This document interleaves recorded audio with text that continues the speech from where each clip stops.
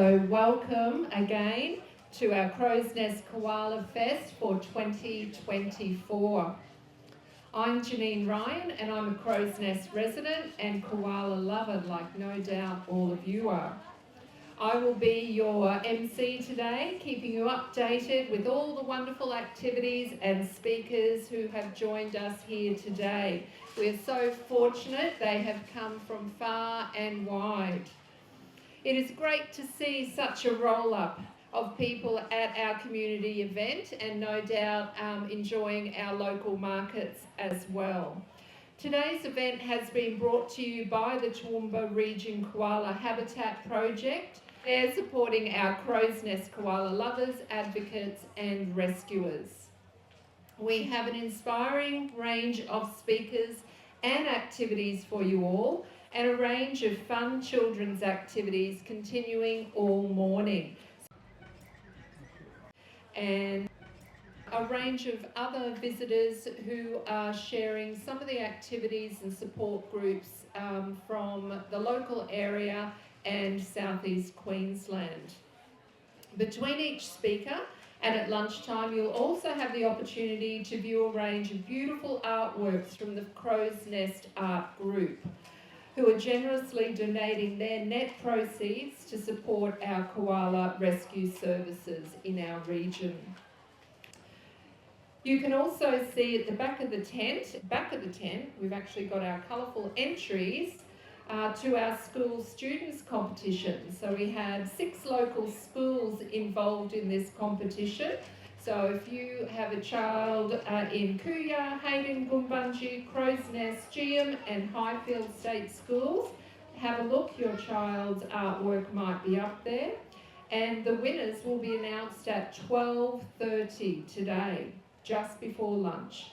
The winners in each category will receive a family pass to the Australia Zoo, sponsored again by the Toowoomba Region Koala Habitat Project. So those tickets are worth over $200. So some of our children will be quite keen to see if they get that with the school holidays coming up. They'll be able to use it.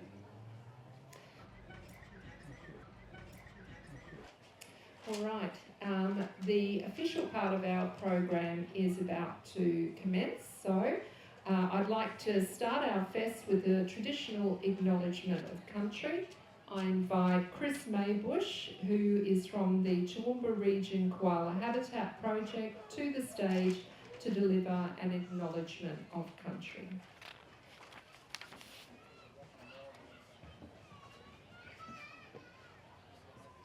Thank you, Janine.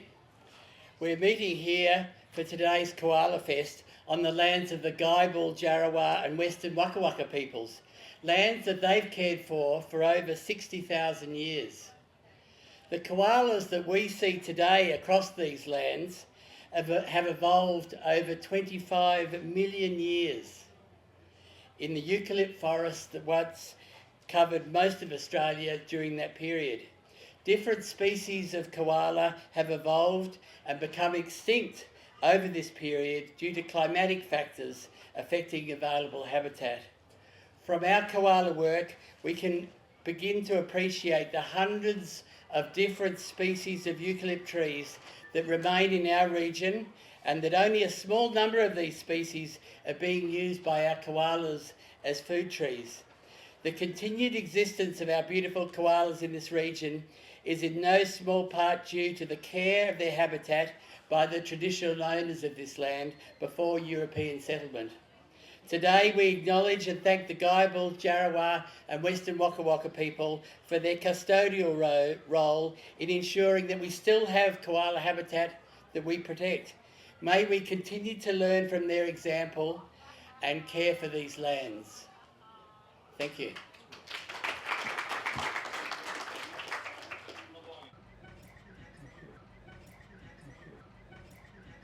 We have something very special to get you in the mood to celebrate everything koala.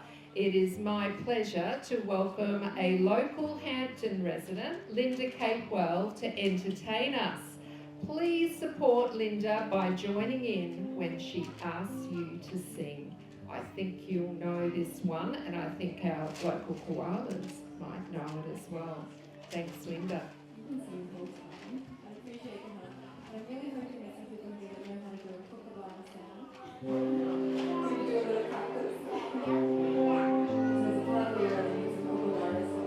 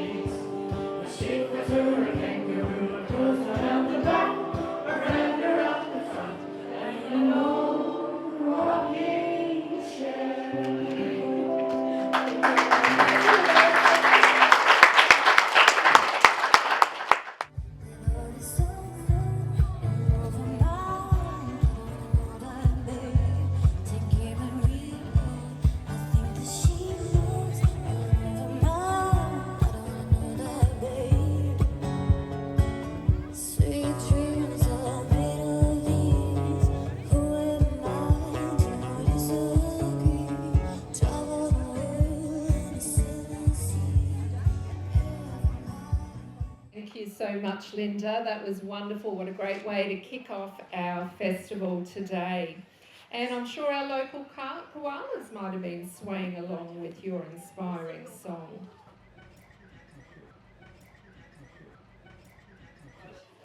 Now, for those who were early risers in the nest, you may have been involved in this morning's 3 wild koala walks. Can I have a show of hands of people who went on that? Fantastic. So we look forward to hearing about what they saw. Des Hansen and Jenny Withnall to come to the stage to tell us where they went and what they saw. As well as being koala legends, Deb is the president of the Koala Land and Wildlife Support, known as CLAWS, and if you haven't been over to their tent, please do so. And Deb comes from GM, is involved in the GM-based koala rescue group, and Jenny is the secretary of the Darling Downs Environmental Council.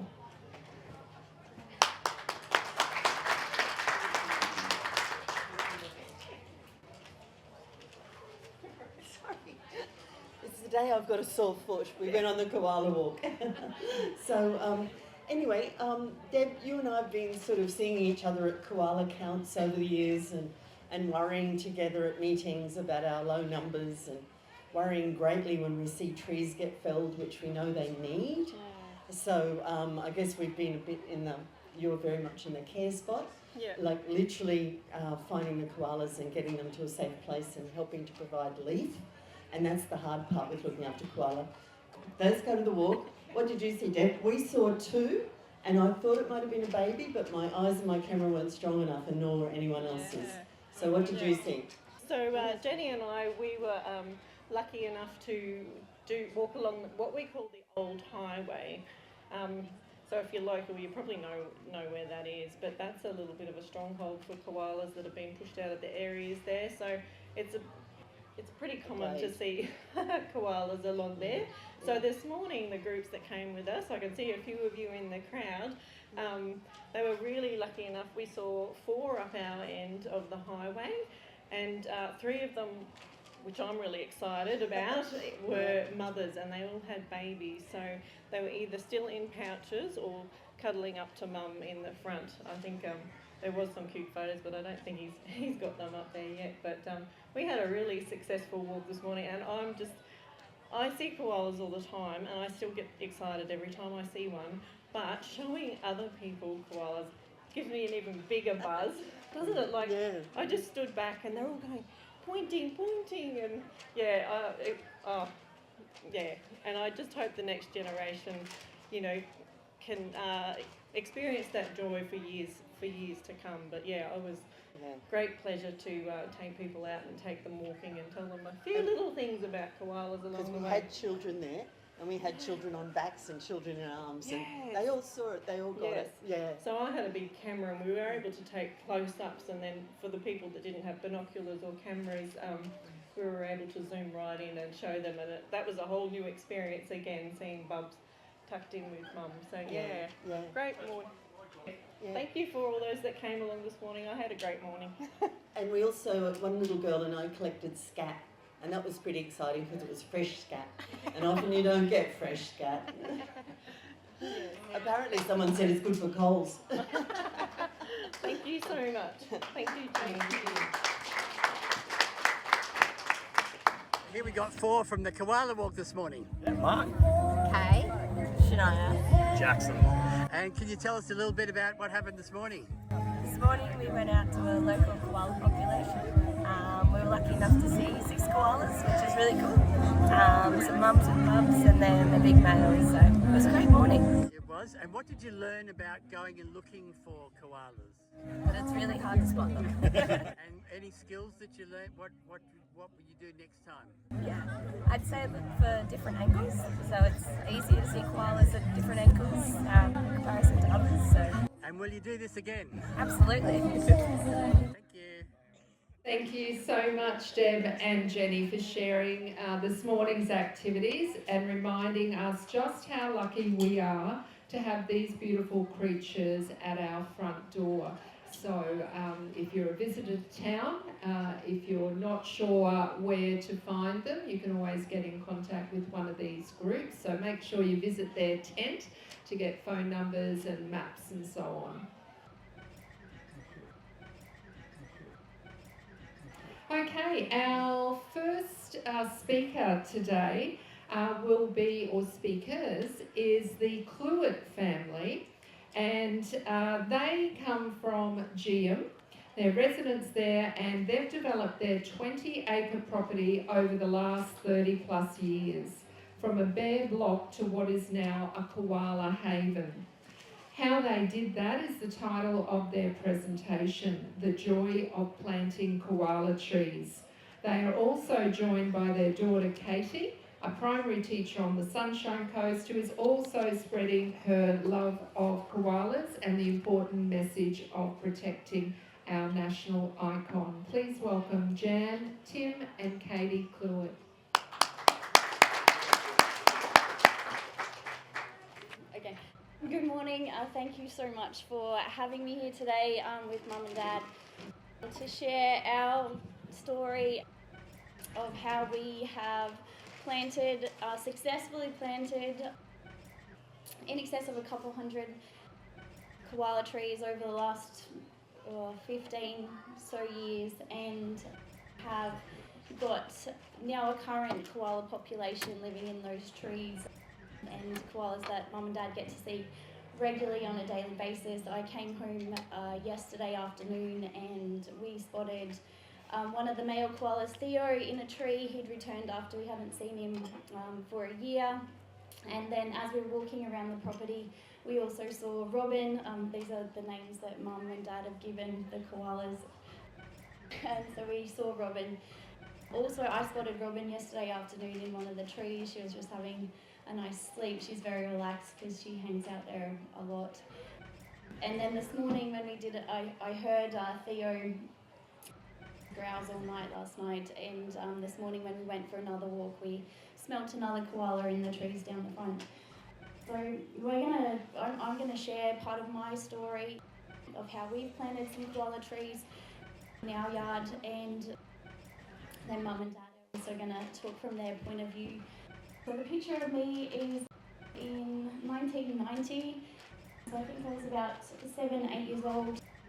I grew up in Robinson Road in Geum, went to Geum Primary School, and this would have been about the time I was either at Geum or Highfields Primary School. I went to Highfields after Geum, and this was one of the first koalas that we saw in our property, and probably led to my love of koalas. This is koala number 764. He was found in Oakey, and he actually lived in our property, and he died at 18 years of age. So a really old koala, and I remember that picture had, or that moment had an impact on me, as in why I kind of gained a love of koalas, and has led to our planting of koala trees. So yeah, that's 764. He was ear-tagged in Oakey, and he ended up in our property. He ended up dying of chlamydia, but knowing that he was 18 years old, I think he was just a very old koala. But when I do see this picture now, I wonder if 764 possibly is a relative of the koalas living in our area, especially Caruso. When you look at the pictures, they just have kind of a similar look, so I guess that will always be something that I will wonder about.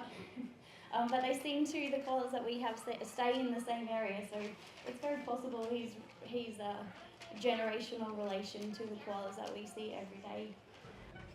So then I went to university. I moved to the Sunshine Coast where I started teaching, and while I was teaching I went to Australia Zoo Wildlife Hospital, and that really had an impact on me because I just saw how many koalas were in the hospital affected by dog attacks, hit by cars, habitat loss, nothing to eat, and that made me think that this is something that I think everyone, especially coming from an area like GM where we have koalas, that we could do something about. So we had a Year 7 project coming up where I, with another couple of teachers, had to think about how we could make a project that impacted kids, and so it was a science-related project where kids had to study an animal and then think about how they themselves could make an impact on that animal.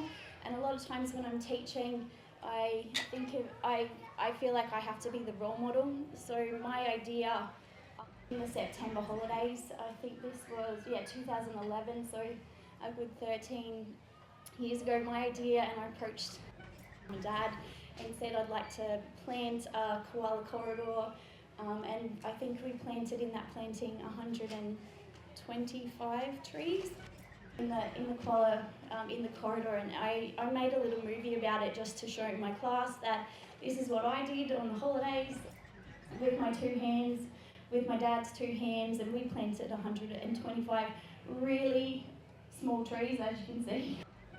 They were really small. I got my grandma on board, and she helped give us some money to sponsor the project.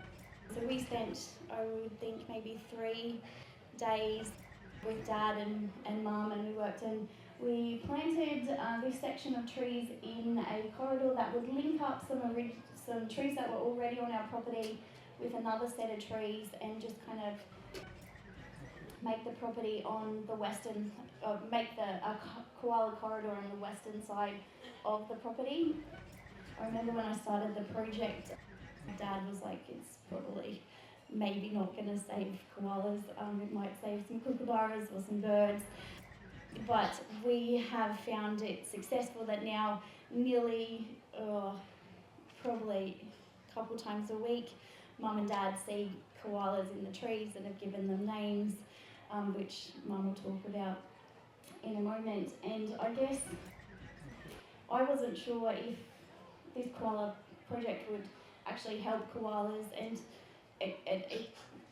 we can see that the koalas living in the area, like Robin, she's had multiple joeys.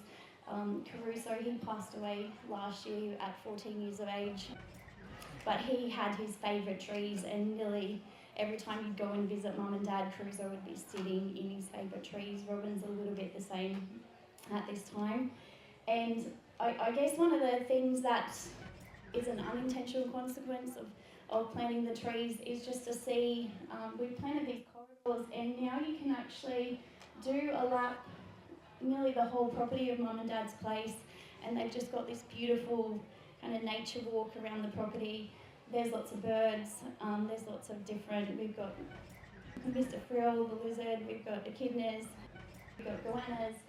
So So although we have the trees where we're constantly looking for koalas, we've also kind of made a wildlife habitat that's just a lovely place to go for a walk or have coffee, and it's a delight to see Mum and Dad being able to spot koalas every morning. Dad has an affinity for finding them. They're actually really hard to find. So this morning when we were doing a lap of the property, I'd done one lap and couldn't find any koalas, and then Dad did a lap and he'd found Theo again this morning. So yeah, that's an unintentional consequence of planting the trees, that we now just have a lovely space around our yard that's it's cool, like just actually cool. The ground is a lot cooler now, and has lots of different wildlife in place. So thank you for the opportunity to share my story.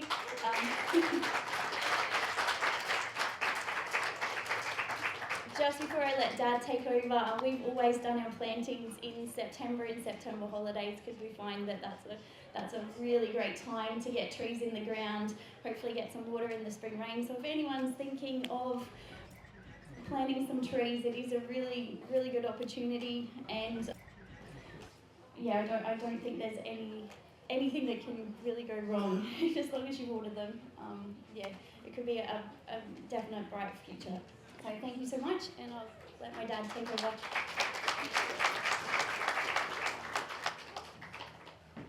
Oh, well, thank you very much to the organisers for the invitation to be here. It's a pleasure to talk to you all, and particularly Chris. Yeah, you do a wonderful job. Thank you very much. And while I'm here, Katie, you're an inspiration. You make us very proud, and we started on this journey on your inspiration, so it's wonderful. Yeah. So the photograph there is our property when we bought it at GM in 1980. We had this is the densest sort of vegetation we had on the property. The rest was pretty bare. But over 44 years since then, that area is totally filled in, and it's a lovely forest area. And we've tried to link it up with other trees as we go. This time last year, we decided we'll get another lot of trees, and they arrive in batches of 80 in a tray. So there's a bunch of them there, really healthy little trees, but quite small, as you can see. Thank you, Chris. There. We waited a few weeks to plant them out, just spread them out and kept them watered. And here we are planting about this time last year, I guess. I've done a fair bit of preparation. I think preparation of the ground's pretty important. I've sort of got a farming or agricultural background, and I realise the value of stored moisture in the soil. So as of about April, I started preparing the ground in a sense that I sprayed out the weeds that were growing there.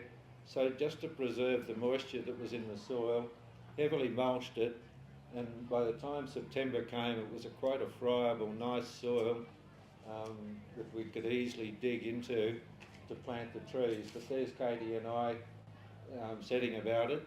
We actually planted 5 rows in front of previously planted trees, and interesting to note, a year on, the little trees that were planted next to the big trees have struggled. So on reflection, my advice is, if you're going to plant some trees, select a sort of open area where they aren't going to be impacted by taller trees that will rob those younger trees of the moisture that they need, if that's possible. Interplanting's terrific as well, but an open area seems to work pretty well.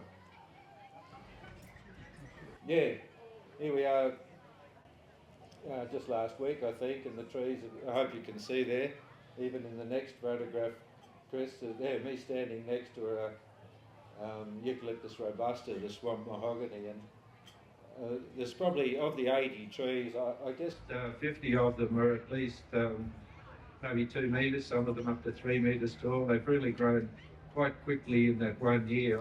I think it's important, if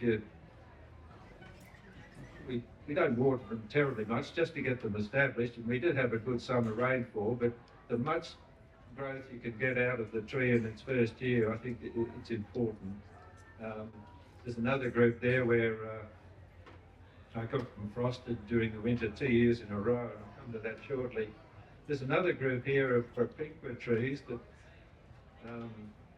we planted in January, and they haven't as advanced as quickly as the trees that we planted in September. So I think September, or that beginning spring period, is a good time to get things in and capitalise on the potential growth you can get in that spring period leading into summer. These are some tallowood trees that we planted back in 2016, and they were the ones that 2 years in a row got frosted right back to ground level. But then probably about 2020 or 19, when we started to get some good seasons, they just took off. So they're probably 10 metres tall now, and it's wonderful. We were down there this morning and we could smell the koala, but we just couldn't see him anywhere. So, yeah. I've quickly gone through my little thing, Chris, but I'll hand over to my wife, Jan, who's also very enthusiastic about all this. I just would say one thing. For me, it's not all about the koalas. I'm trying to encourage a whole lot of wildlife, and I think the koala is certainly an iconic sort of thing, but the whole, building up the whole system is important for me, and that's where I'm coming from. Yeah, thank you. Yes. Oh, it's not an unpleasant smell at all. You'd think koala food would be good, but it's a sort of a eucalyptusy smell, I suppose. Yeah, and quite distinctive. And if you get that smell, well, look around, because there will be one not far away. Yeah. Yes. So your farm, yes. Is your farm affected by tree roots and other arguments you get about farms? Right. Yeah, the question is about trees. Well, it was pretty bare when we came and have developed trees. There are open areas. I've always had the opinion that, gee, grasses and that, they will explore a metre or so of soil, but a tree, there's an ability to extend its roots a lot further, and there's a much more productive sort of an ecosystem, I suppose, or habitat. Yeah. But you're not farming for a crop too? Well, we have in the past. We've had lucerne and cattle and that sort of thing, but yeah. Since so many farmers say have to do it. Yeah, sure. I guess my advice along water courses is a really important habitat area. Linking one lot of trees with the next lot of trees is a great idea. Trying to get that corridors and continuity so our wildlife has got a refuge for us, I suppose. Yeah. What sort of mulch did you end up putting around the trees? Oh, look, anything is good. Lots of carbon in the soil. My background is in soil microbiology, and if you can add carbon into your soil, it really enriches it in many ways. So just grass cuttings are good enough, but and the mulch, of course, conserves the moisture under the ground and stop that evaporation. So anything you've got is valuable. Yeah.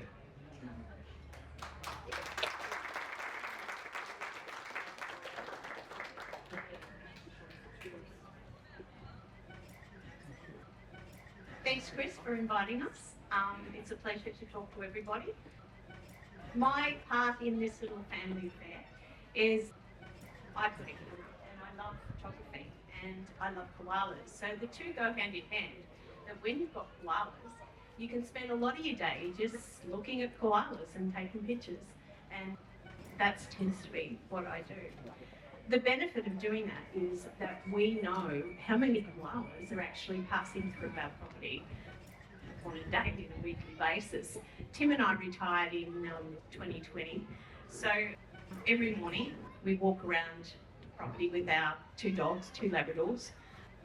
We have them fenced off in an area where they don't get to most of the property. They still live a good life because they've got that 5 acres that they can wander around, but they're good. And I'm training Murphy to be a koala spotting, sniffing dog. He's found one, and the other one found one as well. That was the other morning, but they tend to be nonchalant about, koalas in general. So the photo there is me with my camera that I used to own and the lens I used to own. I now have a new camera and a new lens.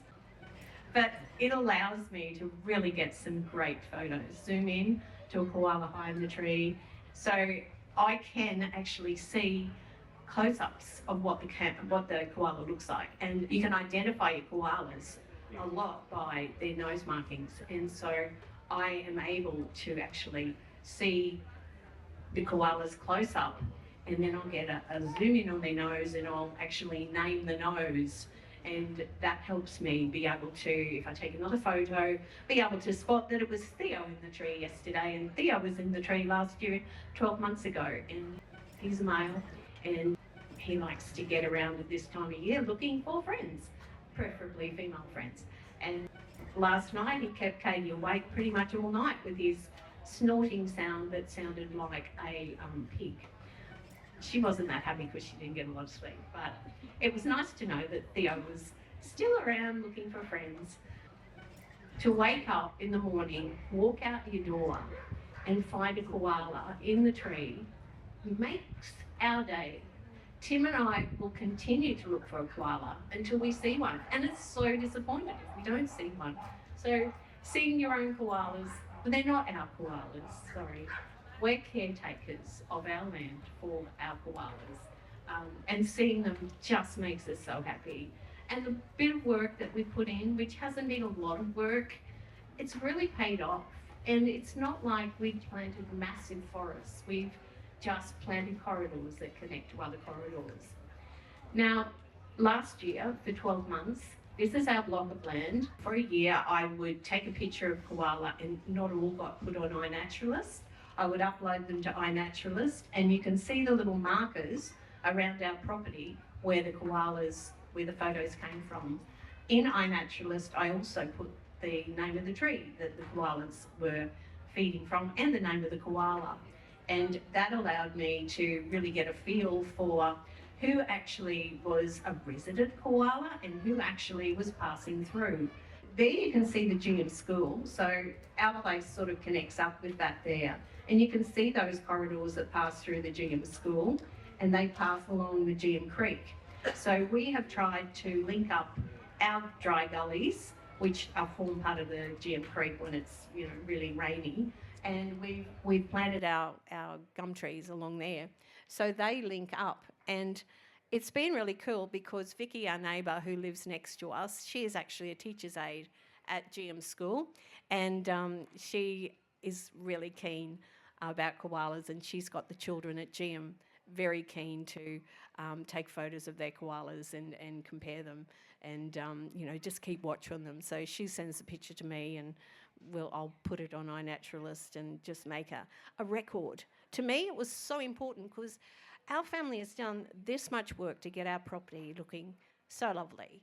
And if I can prove to someone that we have koalas in our trees, and if once the time comes for us to move on, that person has the same feeling that we have and cares for it and cares for the koalas that live on our place. Now, Deb was talking about, being able to look at the koalas and look at their noses. I looked for eyes too, because koala chlamydia affects the koala's eyes. If you move on, you'll see Theo. He's sitting in a tree, and you can see that he's got a scent gland. So I know immediately he's a male. So if they have a scent gland in the centre of their chest, he was a male. So beautifully. And I've got some wonderful pictures of Theo, and of course I have his nose markings, and that was Theo we saw yesterday as well. If you've got a bit of land and you've got a bit of property and you've got koalas in your area, if you plant some trees, they'll come. I'm sure they will. A lot of people say they don't have koalas. Oh, but we hear them. And I sort of think, if you hear a koala, there's got to be a koala there somewhere. But they are really hard to find. Anyway, thank you so much, everybody.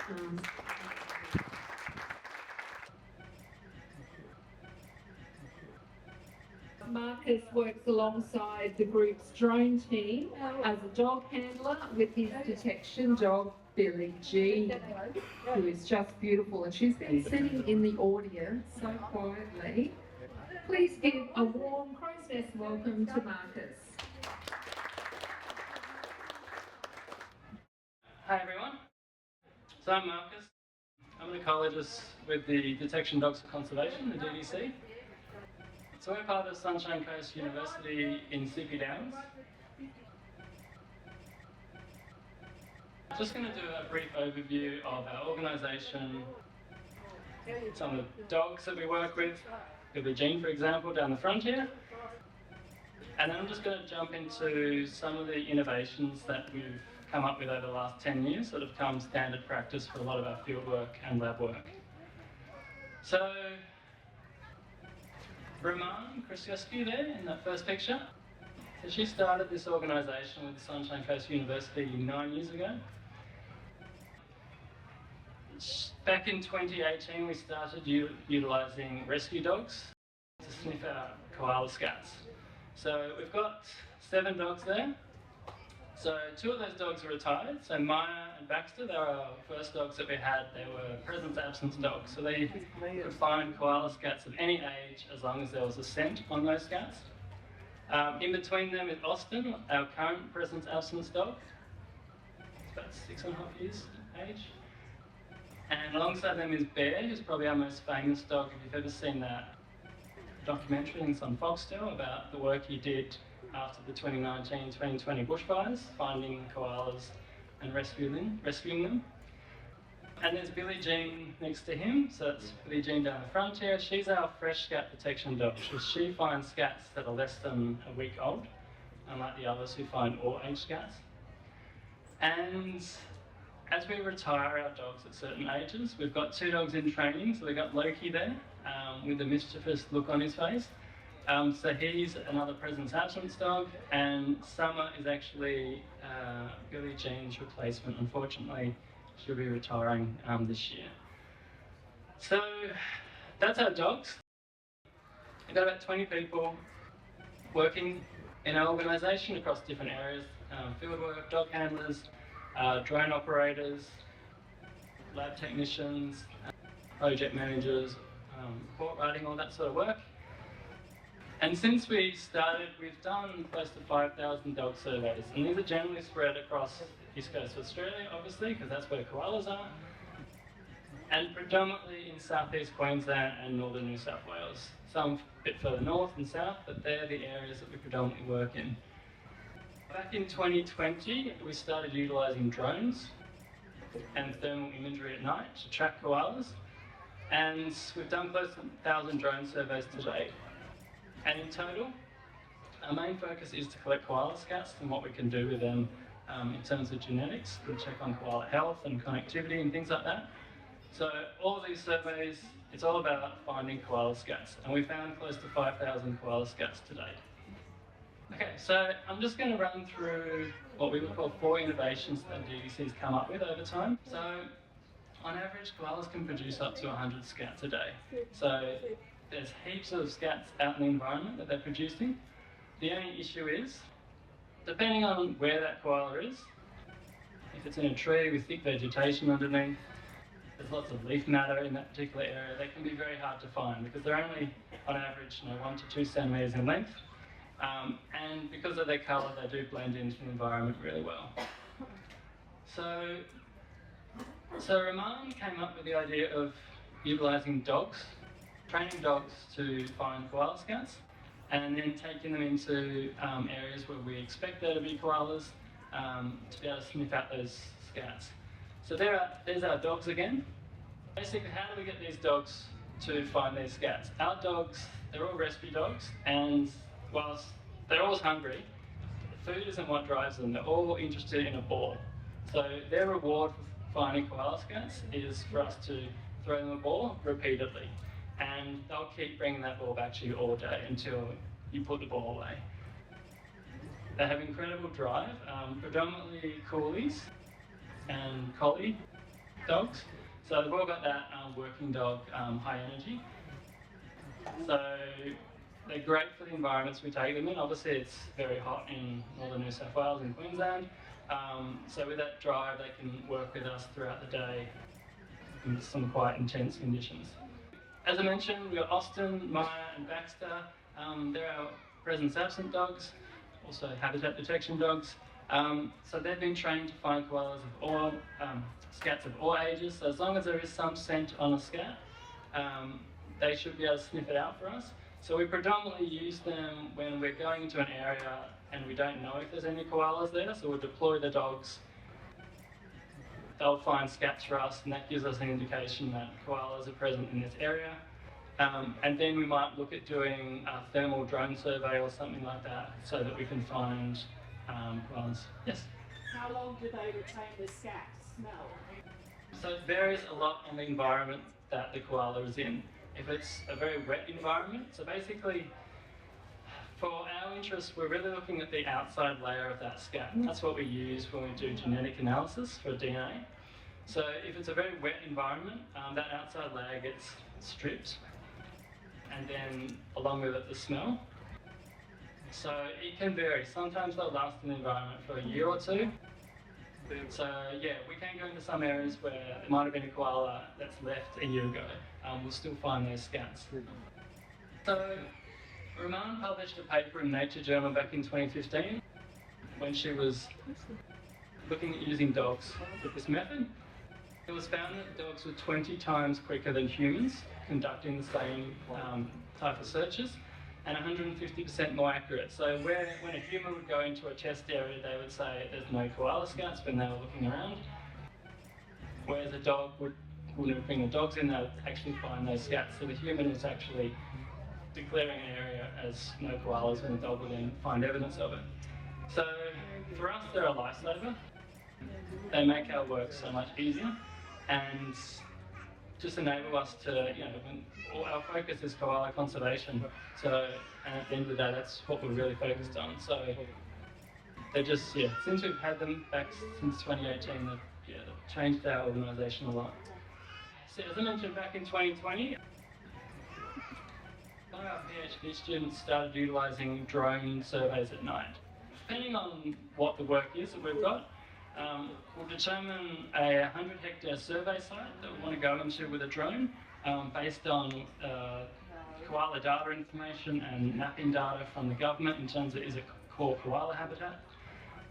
And we will fly that drone in a lawnmower pattern across the 100 hectares and look for koalas. So we do these surveys at night, so we wait for the environment to cool down until about 8, 9 o'clock at night. And then the body heat from the koalas will really stand out on the thermal drone. If you conduct these surveys during the day, you've got heat coming off a lot of other things, so it's much harder to pick out that koala. In that image, it looks really obvious, like, oh, well, see, that's a koala. But when you're flying, 20, 30 metres above the treetops, you've got possums, you've got gliders, you've got termite mounds. Sometimes there is still latent heat in the environment on the trees. It's quite an art to be able to pick out these koalas in the environment.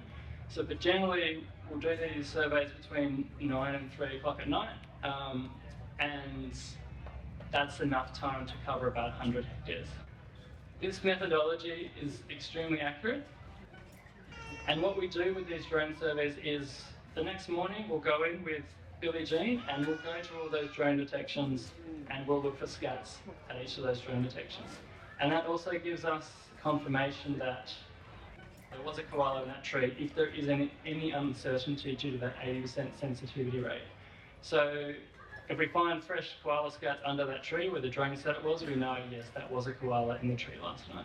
If we go on to the third innovation, so once we've done all these surveys and we have got these scats,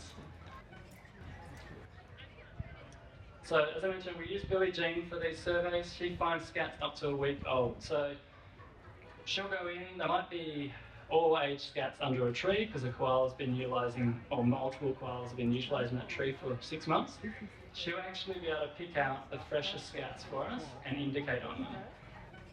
So that we want those fresh scats, so when we take them to the lab, we get the best DNA.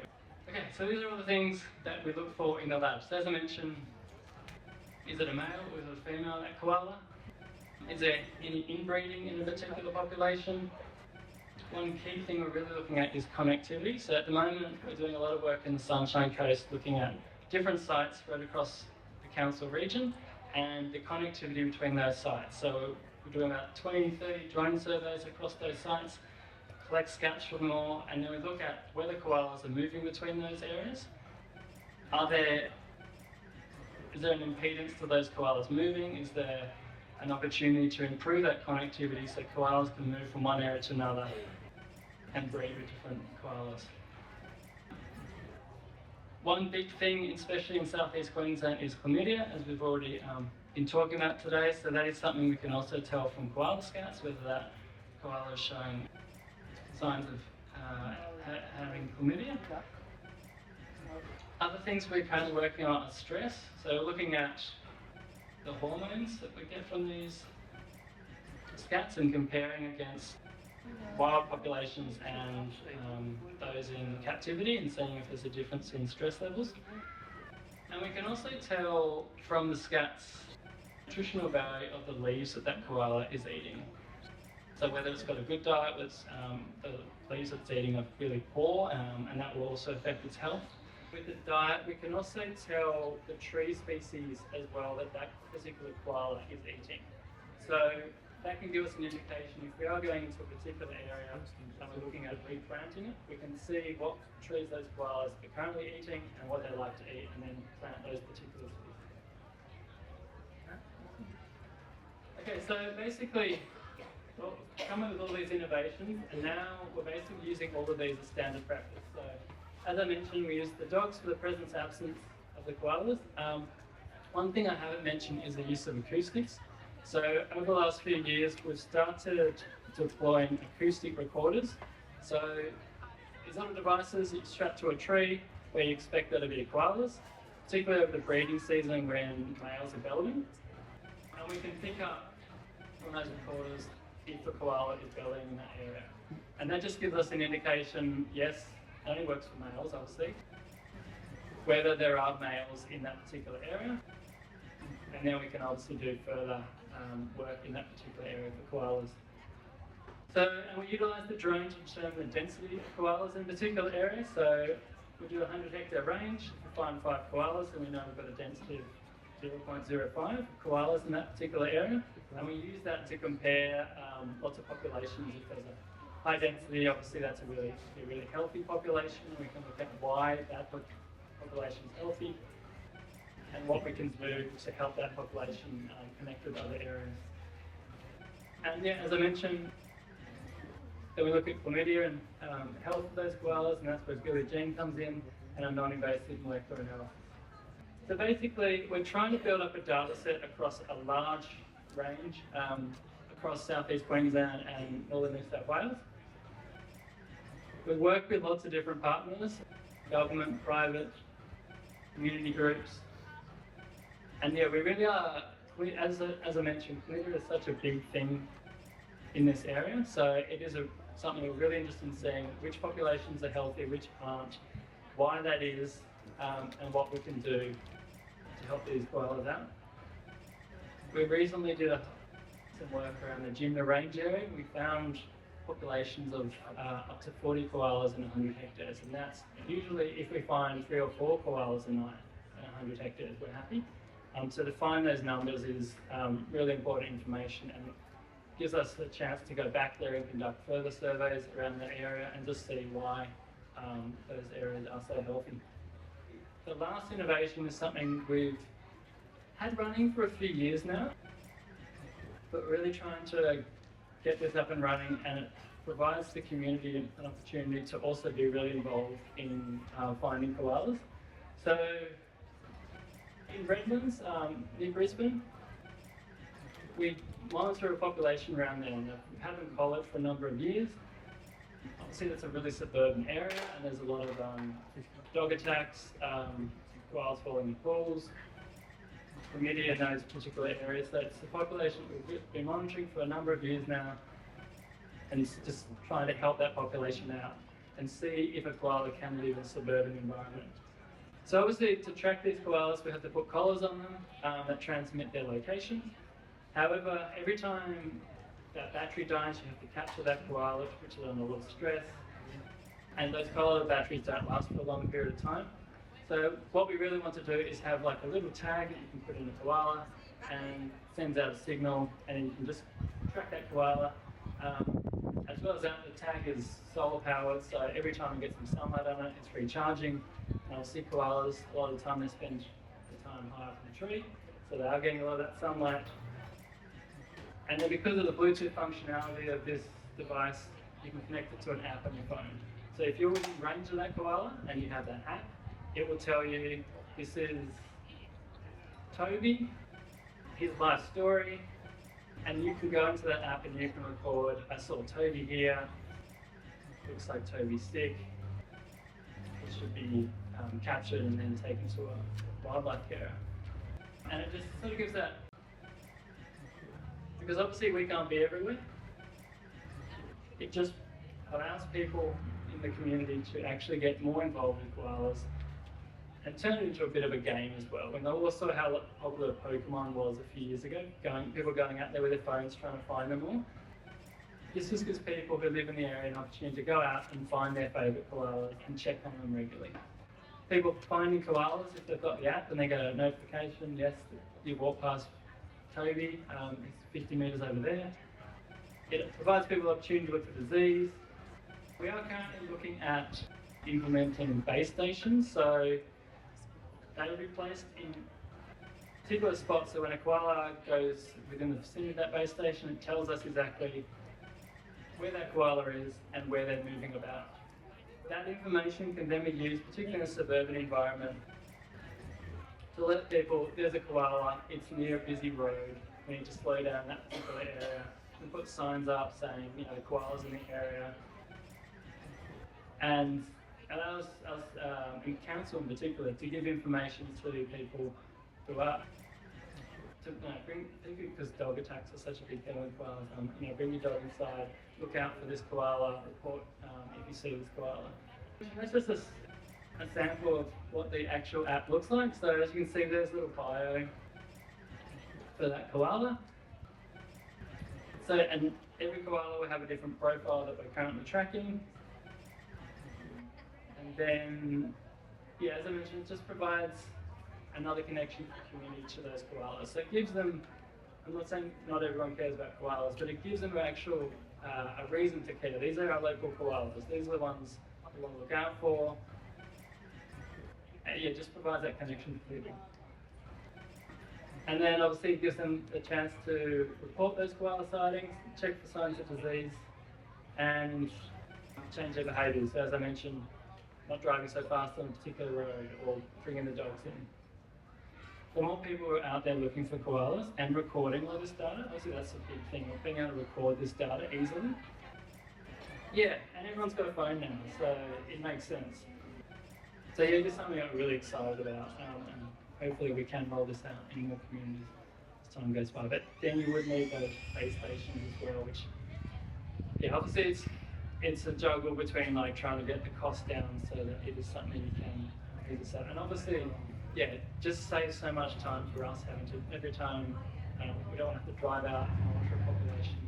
So it's, yeah. We work with Australia Zoo a lot and Eve, the veterinary clinic for koalas. So a lot of the time they'll do a lot of the tagging for us. So if we're capturing a koala, if it's showing signs of disease, they'll obviously check it over and then they'll install those devices at the time. So we do get a lot of the vets to do that work for us. And it just minimises the stress on the koala doing it all at once. What's the range of the Bluetooth tag? So it does vary. Currently, we're talking up to 100 metres, so it's not big. And if there's vegetation in between the person and the koala, obviously that limits it as well. Yeah, for a device that's so small, yeah, it's not bad. Does government pay for koala? Getting fixed up or help or koala injuries. they know all about that? So Australia Zoo, their wildlife hospital they fund that themselves and through donations. So every koala that we take to Australia Zoo, they're paying for it, and if they keep it overnight or for weeks, they're paying for that, feeding that koala and all its treatments. RSPCA, be the same. Eaters, they're private, so I would assume that yeah, you would have to pay to take it to them. But typically Australia Zoo is our go-to. They've got quite an impressive setup there for koalas in particular. And yeah, they pay for it. Obviously their noses are 100,000 times better now. So they're finding evidence of koalas all around the environment, and you can tell once they start honing in on something. So you can still be like 50 metres away from where the koala is. And then they'll start nose down, sniffing the environment, walking on trees. They'll be tracking that koala's movements. And then they'll take you to a tree. Sometimes they'll just find scats in between trees, so if the koalas, drop scats and just moving from one tree to another. So that's why it's so hard for humans, because you don't know exactly where that scat can be anyway. Sometimes they'll just be on top of a dead log, like the koalas just climbed up on a log and then done it and then moved on. But yeah, once you've worked with the dogs for a while, you start to pick up, oh, okay, they're onto a scat now, and that's when you really start paying attention to their movements. Yeah. How long does it take to train the dogs, and what is their working life? Again, it really depends on the dog. 6 to 12 months to get the dog ready with field testing. So Billy is she's between 9.5 and 10 years of age, and she's being retired in a month. So they typically get retired before 10 years of age. It depends on the dog breed, so it's worked out based on the average lifespan of that particular breed. But yeah, they're about 10 years of age. And a lot of these are rescue dogs, so we're getting them at 1 to 2 years of age. So maybe they'll work for us for 8 years. What do you do with the dog when the working life is over? Do they get rehomed to a nice place? Billy already has a home, and she'll stay with that owner for the rest of her life. Other dogs, yeah, we always find good homes for these dogs if they don't already have an owner. Yeah. What sort of money are you looking at for the tags and the home base? What if you were a whole kit, say? To be honest, we're still really trying to work all that out and get it down to a reasonable figure. And they're still very much in that testing phase. It's not cheap, yeah.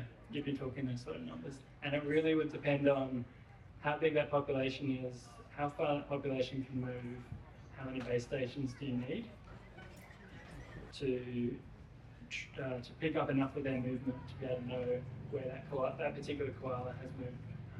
All right, please give Marcus a round of applause for his talk today.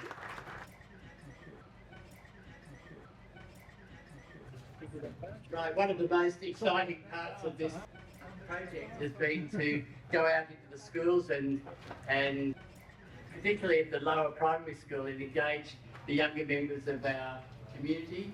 And if you turn around now and look up the back of the room there, you can see over 300 entries to our koala competition, and it was based on the Department of Environment's recently delivered curriculum, which is pitched at those particular age groups. Now, whilst we're asking them to colour in and to add the facial features of the koala, on the back there's from prep to grade 3, there are specific simple questions about the items of the koala that is useful for eating, and they've answered those on the back. And then with the grade 4 to grade 6, there are more complex questions. Please welcome Paul to the stage. I love a sunburnt country, a land of sweeping plains. But I tell you, mate, I like it much better when it rains. The countryside is dying, and there's just no end in sight. And just to run salt in the wounds, the bush has caught it light. The landscape is on fire, from Brisbane to the Gong, and everybody's asking, where the hell did we go wrong?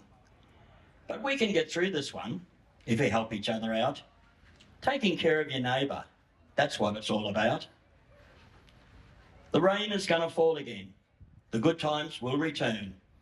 But living in Australia means at times it's going to burn. So if you need a helping hand, just give a mate a call. We're all here to help you out and catch you when you fall.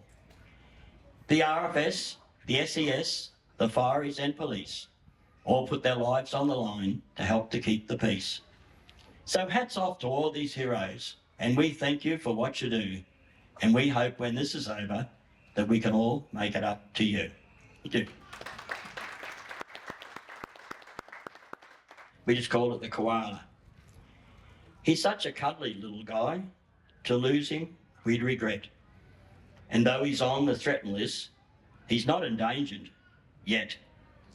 For they're cutting down the forests at an ever-increasing rate, and one can only wonder, what is the koala's fate?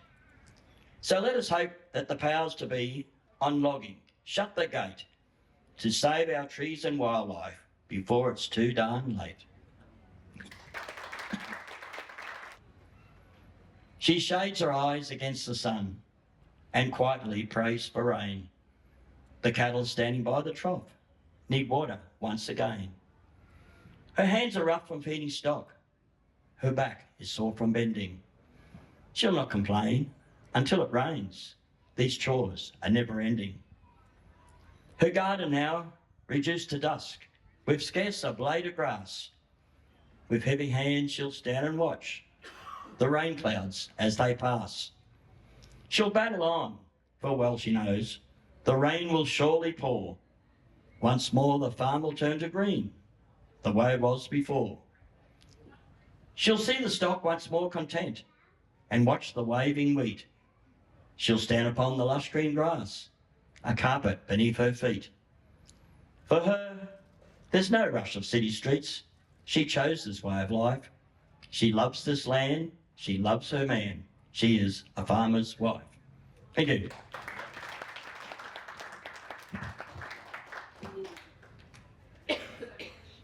Thank you very much. Thank you, Paul. Another round of applause for Paul's beautiful reciting of those poems.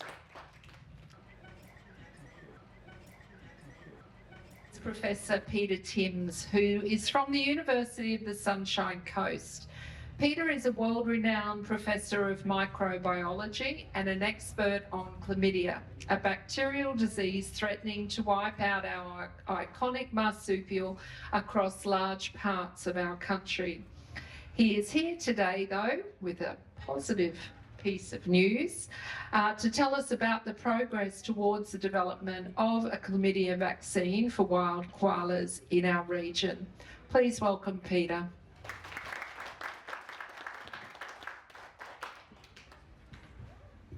Thanks, Janine. Thanks to Chris for inviting me. Happy to be up here on a slightly warm day. I'm going to, like most academics, we have slides. I'll try and not use them enough and very much. Point to some, skip over some, and I think it'd be good if you're interested in stopping me along the way. Very happy for you to ask questions along the way. And if that means it redirects the whole talk, it redirects the whole talk. I can probably cope with that. I wasn't allowed to tell a joke, right? So we work with human chlamydia as well as koala chlamydia, and our one line is, if you haven't got it, we can get it for you. Or, you know, if you're just asking for a friend.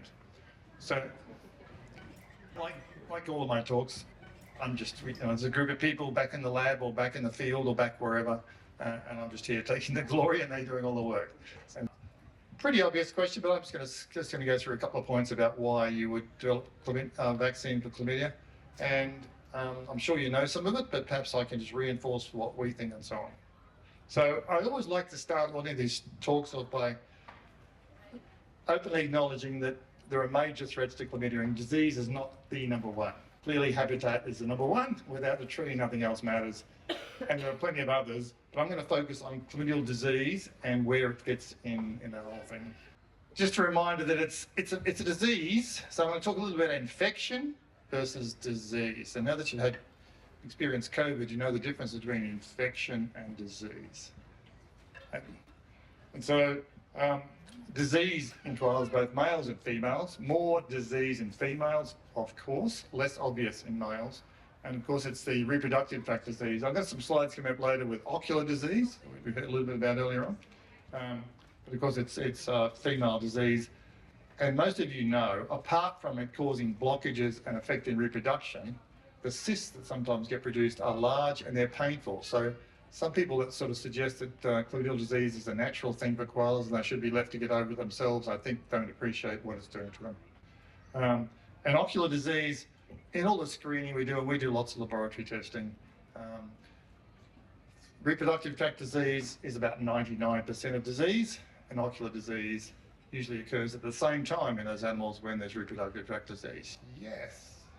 The question, basically, I'm going to rephrase it, where did chlamydia come from, and did white colonisation bring chlamydia with it? Yeah.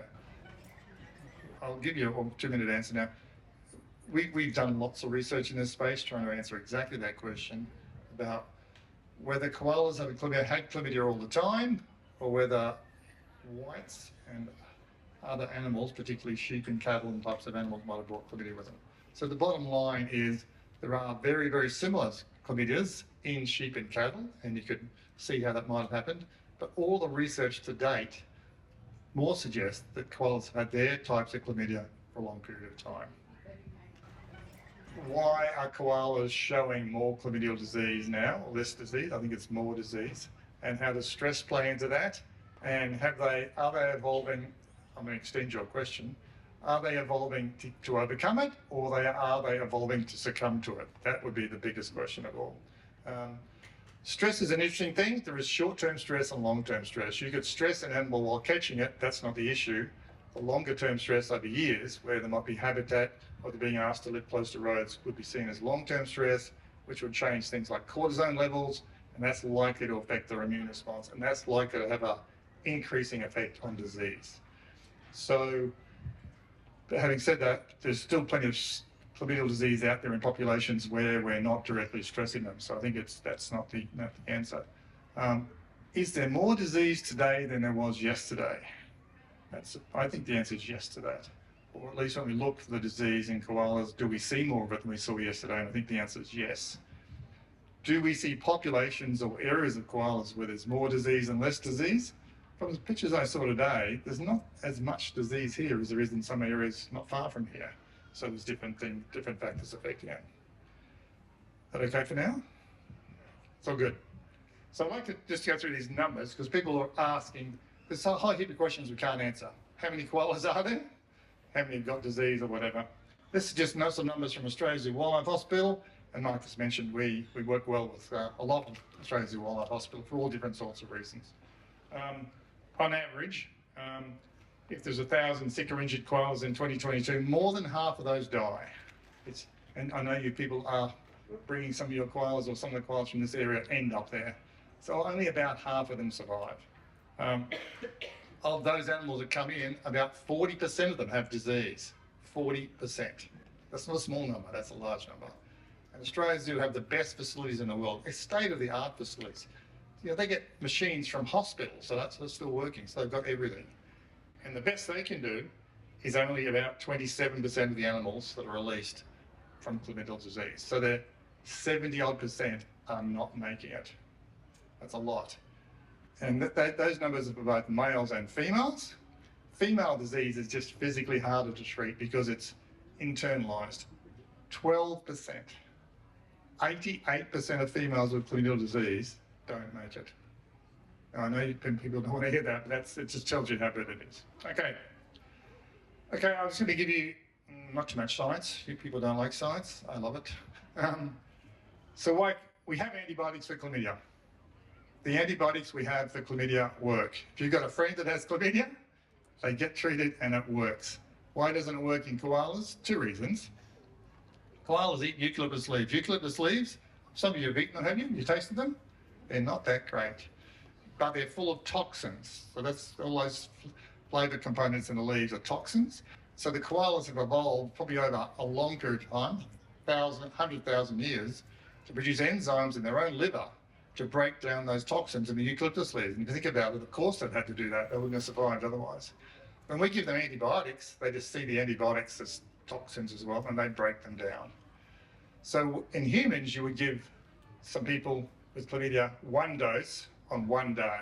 In koalas, of course, with the eucalyptus leaves. So if you're killing the bacteria off, the end result is dysbiosis, is the scientific word. So you put those two things together,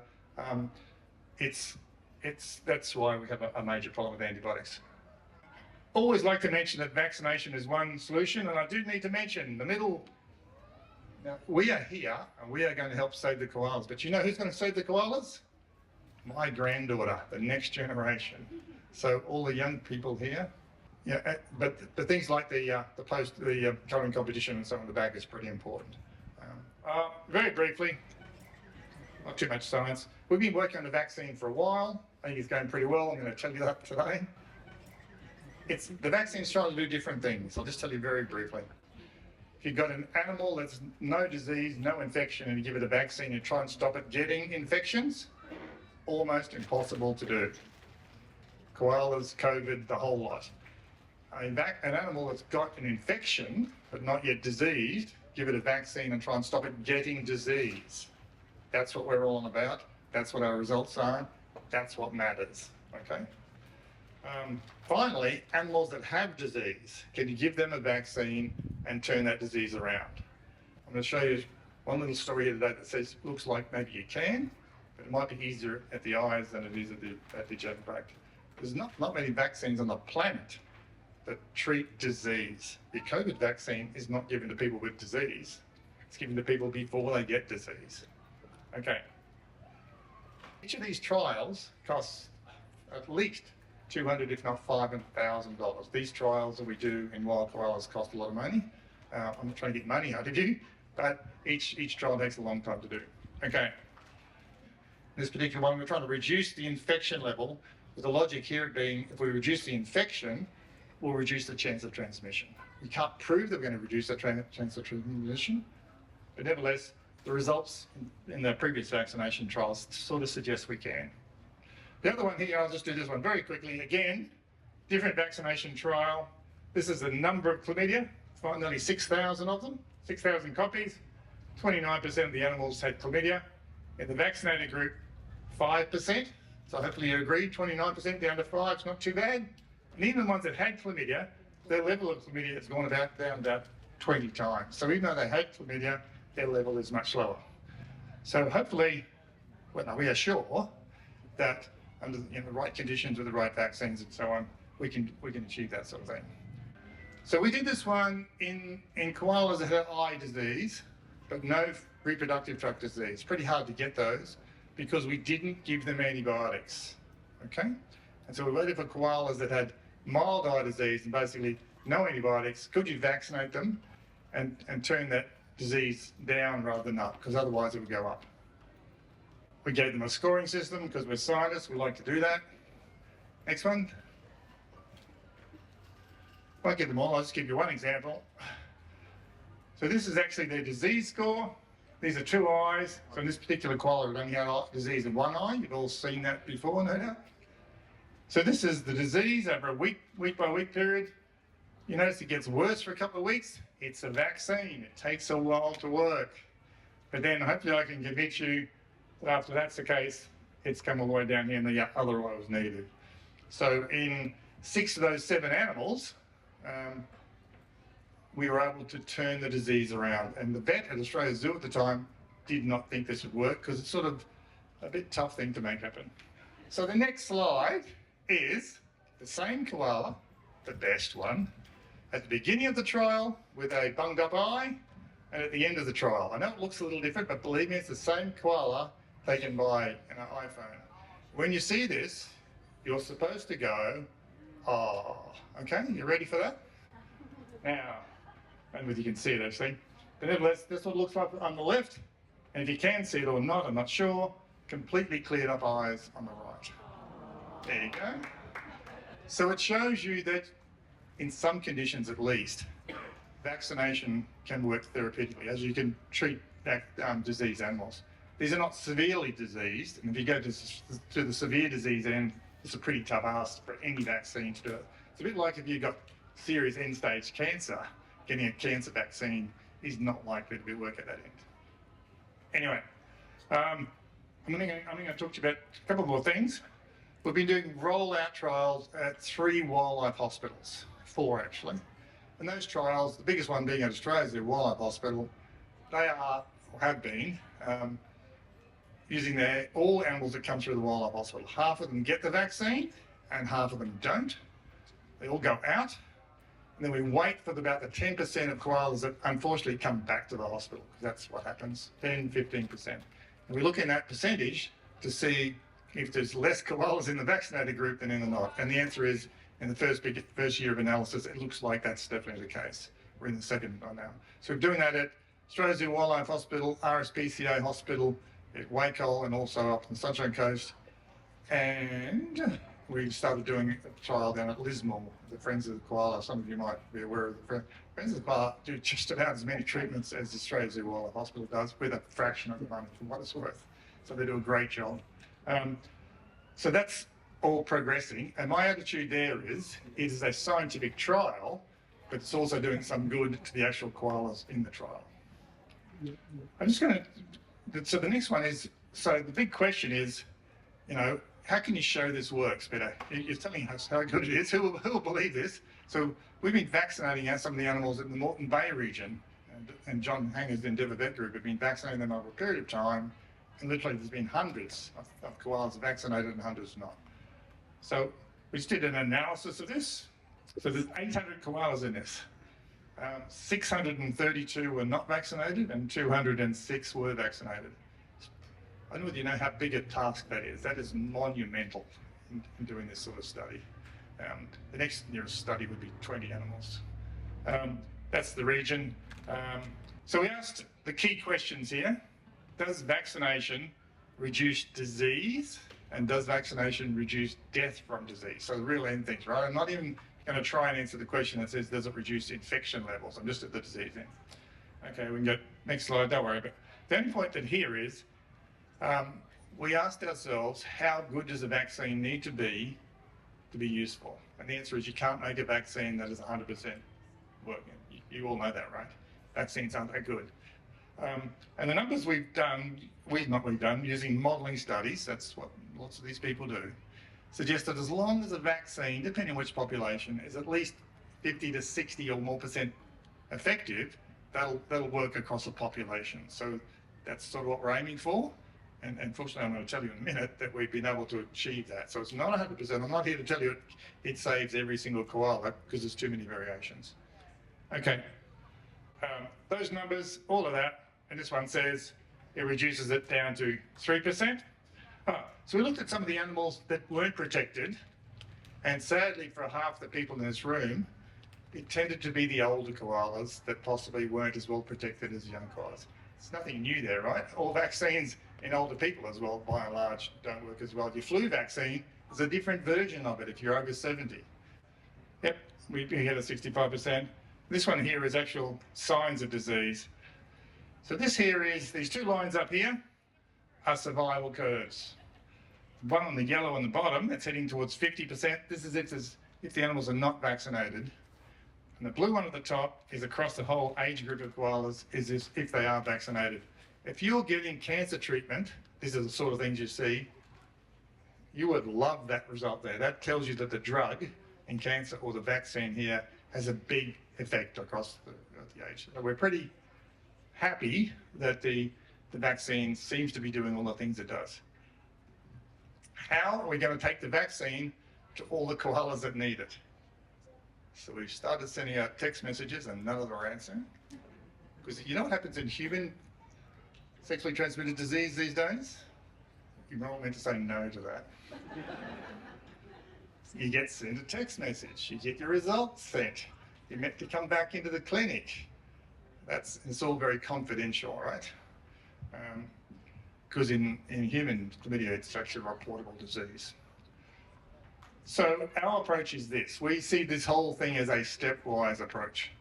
We can't see why vaccination shouldn't be something that's used at all wildlife hospitals. Why wouldn't you do that? All the koalas are coming through. They're in a hospital because we've probably done something to put them there, and it's pretty easy then they can be administered by a vet, and so all of the things we need to do that could be done. Be sent out, so we mightn't then be able to do anything. The second level is all the populations that are being studied, and there's lots of them. I know you guys know that, but you know there's lots of areas where, because we build roads and all the things we do, we're already studying lots of them. New South Wales is doing a better job than us here, quite frankly. The third group is to go out there and identify populations that are under threat. So New South Wales is doing a pretty good job here. I think Queensland is starting to do that, and some of your areas you're talking about are exactly that sort of thing. Don't wait till it's too late. Go out, identify the population, and then use vaccination as one of the strategies. The last one I just mentioned is something we can make use of the dogs and scats. This is a study we're doing in the Lismore area, and it's designed, we like to ask the hard questions. So the question would be, in a wild population, how many koalas do you need to even A, know how many there are, and B, how many you need to vaccinate, given that you can't vaccinate them all? This will just be prohibitive. So this one's all about, if we're going to identify the population, vaccinate 50% of them, will it have an effect? You know, is that our target? You could also start to answer the questions, should it just be females, should it just be males, should it be breeding age, all of those sorts of things. So in this particular one, we are using drones to find the koalas. You saw some nice pictures from Marcus earlier. Drones are looking for heat sensing. They're getting smarter and smarter, these drones, right? They can fly around the tree, this bloody IA stuff, work out whether it's a heat signature of a koala or a possum. They can do all sorts of things, right? I'm going to get them to do one more thing in a minute, Marcus. Then once it's known, first thing next morning, to put a fence around that tree, capture that koala, we'll vaccinate it, but we'll also take fecal pellets from it. You just heard about that. And we'll be doing two things. We'll be looking for the chlamydia present in those fecal pellets and a DNA fingerprint of the koala, so that in 6 months' time, we'll come back using Marcus's dogs, or we'll just find them ourselves, or whatever, and just pick up fecal pellets everywhere. From each fecal pellet, decide whether it's the same fecal pellet from the same koala we got vaccinated, because theoretically you could do that. In the lab, it's not quite as easy as I make sound, but still. Or it's from different koala and work out what the levels of chlamydia, and see whether the vaccination program has been able to reduce the whole thing in that population. It won't be perfect, but nevertheless, it gives you some idea about how we're thinking about how to get out there and have a broader impact. Do I think that drones can vaccinate at some point? It's far from impossible. I'll give you one, you know, how much time I've got. One more question, one more thing. We think a lot about the science of the vaccine. You'll be bored by it. But apart from the complexity of what's in it, how to deliver it. So you know we get lots of vaccinations, and at the moment it's a needle-given vaccine. That wasn't on the spur of the moment. A lot of stuff's gone into that. We did actually try aerosol vaccines. And because it's a disease of the mucosal sites, the eyes and sort of the external sites, giving the vaccine to one of those external sites should actually work better. It should actually work better if you give it in the nose or in the mouth. So we did a trial giving an aerosol vaccine to the nose of koalas. So it should have worked better scientifically. It didn't seem to work better. Koalas do not like things in their nose. Did you know that? In fact, the vet said, that is not making my life easier, it's making it harder. Give it to me in a needle and do that. However, having said that, it's not impossible to think about drones delivering aerosolized vaccines somewhere down the track. At the moment, you might go, it's gimmicky, and you know, things that are gimmicky like yesterday have become possible tomorrow. So all of that is possible. We've got lots of research. We think it's very positive. I haven't told you how much safety there is here. We're obsessed about safety. So we're 99.9%, it's 100% safe. But it's still a research vaccine. So at the moment, I can only do projects that are literally projects. I can't give you any vaccine. It has to be a new scientific project that has a purpose to find a new answer. So we can talk about that later. However, we're down a path, nevertheless, to get the vaccine made in the high standards it needs to be, which is almost as high standards as you make your human vaccines, believe it or not. And then it can become available, theoretically, once it's approved by the veterinary regulators, to be available to be more widely used. So that's our current drive, and we are down that path. So people say, when will the vaccine be ready? And I say by Christmas. I don't know which Christmas. Okay. Last one, I think, is just a list of all the people that have been involved and all the people who give us money, and all of the different groups, the different state governments, federal government, and so on. So it's been fairly well supported. I can't say it's not. I have not yet found that independently wealthy individual who says, oh, you only need $5 million to crack this one to the last thing, here's my check. And they are out there, so if you guys can find them, because I can't find them. Yeah, the COVID in particular has informed people a bit more about vaccines. They're more happy to talk about vaccines, 90% on the positive side, 10% on the questioning negative side. But even the flu vaccine, right? More people ask questions these days. So there are new flu vaccines, right? There's a flu vaccine that's different for over 70s. There's a new flu vaccine coming that might not need different strains of flu in it. So at the moment, it varies from year to year because there are different strains of flu, same as this koala thing. So yes, I think it's more helpful. There's always some people that will question it, even for koalas, but by and large, it's very helpful. I mean, you can do searches if you want boring things. We tend to try and write stories for the general public to be digested, so in general media stuff, and we can write more of them. Yeah, Google Scholar's all our scientific ones. It's not necessarily our generally written ones, but equally they're probably important. And I'm a believer in non-scientific communication.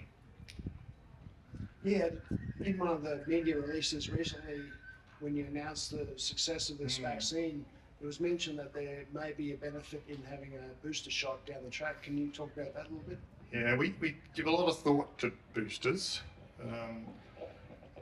A lot of that work in this particular vaccination is a single shot vaccination. Most vaccines do benefit from boosters. And I'm not saying this one wouldn't, because it probably would. But we're realistic, right? We're real world scientists. If your vaccine has to have a booster, that restricts its use, because a lot of times you're only going to get the animal once, right? So does it need a booster? In one of our other studies, we're looking at exactly that question, whether there's length of time, and also whether natural infection would be a booster as well. I haven't probably answered that question, but we're 50-50 on whether it needs a booster. But we're driving hard to make a vaccine that doesn't need 2 doses initially, because most of the wildlife hospitals cannot hold those koalas for that long. And the vaccination is on the last day. On purpose, it's on the last day, because we don't want to disrupt all of the normal veterinary care. So that means you really need a vaccine that's vaccinated once and then the animals are released. Because unfortunately, as you well know, there's more animals coming in behind them. Easy question? The back. You mentioned the aerosolized vaccines. Did you have any problems? Obviously, the way they find food is mostly olfactory. Was that one of the problems that was interfering with scent-based determination of food? That's a really good question. I'll give you a half scientific answer for a second. We don't know, except koalas and dogs don't like things being blown up their nose because they have an increased sensitivity of sense of detections in their nose. Is it that they don't like it now and they don't like it later? I don't know the answer to that. The koala, we all have a series of genes, and therefore proteins, to make up our. Koalas have expanded their set of genes hundreds of fold. When I say that, you go, well, of course they have. How else do they smell every single leaf?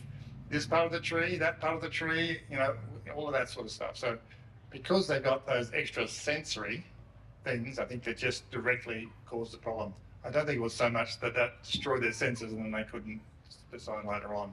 So it was more just they were pulling away from it at the time. The dogs probably don't like it either, I imagine. We squirt things up our nose. So you know scientifically how that works. So immunologically, you squirt it up to that part of it connects to the others. Those of you who watch TV late at night, you see some ads from men who have performance issues, and the delivery is a nasal spray. More recently, it's on your tongue. Now you think that's because men are lazy. It's not. It's because the nose and tongue are connected to the genital tract areas. Believe it or not. Scientifically correct. You learned something today, right? That you will never forget. Thank you so much, Peter. Very important today. Well, we're so fortunate to have these expert speakers here today in our little township. So thank you again to all our speakers, but there's more. Our fourth speakers, we've got Shannon Michael and Chris Meibusch. So they're both from the Toowoomba Region Koala Habitat Project who have brought this wonderful festival to our little town. I'm just up here to talk about the two other projects that's going on in the Toowoomba region. When the Saving Koalas second round grants came out, I think there were about 30 projects. Most of the money went to the universities, and you look after it very well, which. But the community grants, I think there was something like, it could have been 22, right away across Australia. The Toowoomba region got 3 projects, and that's just fantastic.